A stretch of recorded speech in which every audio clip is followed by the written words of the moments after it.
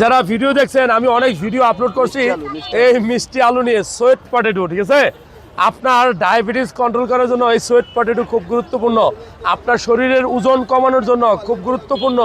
আপনার শুক্রাণু বা স্পার্মের সংখ্যা কমে গেছে, গাঢ়ত্ব কমছে, অলিগো হয়ে গেছে, অর্থাৎ আপনার যদি শুক্রাণুর সংখ্যাটা কমে যায়, হ্যাঁ, অলিগোস্পার্মিয়া থেকে রেহাই পাওয়ার জন্য আপনি নিয়মিত ওই মিষ্টি আলু খাবেন।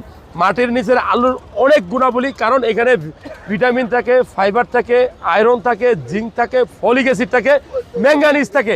সো আপনার রক্ত শূন্যত রোগ থেকে রেহাই পাইতে হলেও এই মিষ্টি আলু খাওয়াটা খুব গুরুত্বপূর্ণ। যারা ভিডিওটা দেখছেন, কাঁচা মিষ্টি আলু খেতে পারেন, রান্না করে তরকারি খেতে পারেন, সিদ্ধ করেও খেতে পারেন নাকি। তবে অনেকে সিদ্ধ করে আবার চিনি দিয়ে খায়, এইটা কিন্তু ঠিক না। চিনি দিয়ে আর কোনো দরকার নাই, চিনি হলো বিষ। সাদা চিনিকে বলা হয় বিষ, বিষ, বিষ, হোয়াইট পয়জন।